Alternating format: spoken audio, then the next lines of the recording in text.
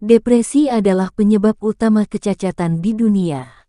Di Amerika Serikat, hampir 10% orang dewasa berjuang melawan depresi. Depresi merupakan penyakit mental, sehingga mungkin lebih sulit dipahami dibanding, misalnya, kolesterol tinggi.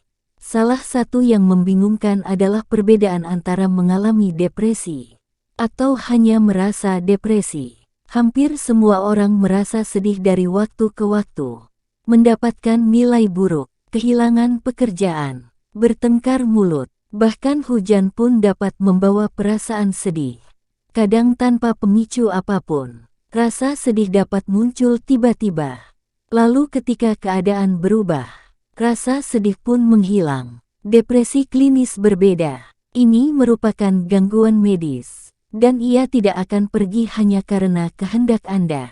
Depresi klinis bertahan setidaknya selama 2 minggu, dan secara signifikan mengganggu kemampuan seseorang dalam bekerja, bermain, atau mencintai. Depresi mempunyai banyak gejala yang berbeda.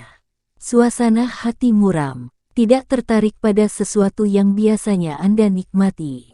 Perubahan nafsu makan, merasa tidak berguna atau merasa sangat bersalah.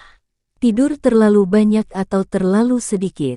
Sulit berkonsentrasi. Kegelisahan atau kelambatan. Kurang energi. Atau muncul pikiran untuk bunuh diri berulang kali. Jika Anda mengalami setidaknya 5 gejala di atas, menurut panduan psikiatris, Anda bisa didiagnosa terkena depresi. Dan depresi tidak hanya berdampak pada gejala perilaku. Depresi memiliki dampak fisik di dalam otak. Pertama, ada perubahan yang dapat dilihat dengan mata telanjang dan penglihatan X-ray. Ini termasuk pengecilan volume lobus frontal dan hipokampus. Dalam skala lebih mikro, depresi berkaitan dengan beberapa hal. Transmisi abnormal atau penipisan neurotransmitter tertentu, terutama serotonin, norepinefrin, dan dopamin. Ritme sirkadian yang kacau, atau perubahan spesifik pada rem dan gelombang lambat pada siklus tidur Anda. Dan keganjilan hormon, seperti tingkat kortisol tinggi dan deregulasi hormon tiroid.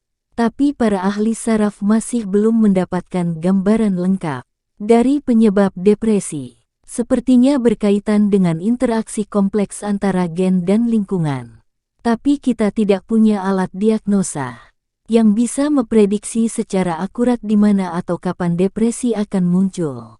Karena gejala depresi tidak kasat mata, sulit mengetahui siapa yang kelihatan baik-baik saja, tapi sebenarnya menderita depresi. Menurut Institusi Kesehatan Mental Nasional, rata-rata penderita penyakit kejiwaan membutuhkan lebih dari 10 tahun untuk meminta pertolongan. Tapi ada perawatan yang sangat efektif. Pengobatan dan terapi saling melengkapi untuk meningkatkan zat kimia di otak. Dalam kasus serius, terapi elektrokonvulsif, yang seperti melakukan kejang terkontrol pada otak pasien, juga sangat membantu. Perawatan menjanjikan lainnya, seperti transcranial magnetic stimulation (TMS), sedang diteliti juga. Jika Anda tahu seseorang sedang melawan depresi, doronglah mereka dengan lembut untuk mencari beberapa pilihan tersebut. Anda mungkin bisa menawarkan diri untuk membantu, misalnya dengan mencari terapi di daerah Anda, atau membuat daftar pertanyaan untuk ditanyakan pada dokter. Bagi penderita depresi, langkah-langkah awal ini bisa terasa tidak mungkin dilakukan. Jika mereka merasa bersalah atau malu, tekankan bahwa depresi adalah kondisi medis, sama seperti asma atau diabetes. Ia bukan kelemahan atau kepribadian, dan mereka tidak bisa mengabaikannya begitu saja. Sama seperti mereka tidak bisa mengabaikan lengan yang patah. Jika Anda belum pernah mengalami depresi, hindari membandingkannya dengan masa ketika Anda merasa bersedih. Membandingkan pengalaman mereka dengan kondisi normal. Perasaan sedih yang bersifat sementara dapat membuat mereka merasa bersalah karena mereka begitu kesusahan. Bahkan hanya dengan bicara tentang depresi secara terbuka dapat membantu. Contohnya, riset menunjukkan bahwa menanyakan tentang pikiran bunuh diri dapat mengurangi resiko bunuh diri mereka. Pembicaraan terbuka tentang penyakit kejiwaan membantu mengikis stigma dan membuat seseorang lebih mudah meminta pertolongan. Dan makin banyak pasien mencari perawatan, semakin banyak yang bisa dipelajari tentang depresi, dan semakin baik pula perawatan yang bisa diberikan. Jangan lupa subscribe agar lebih semangat membuat video-video terbaru lainnya.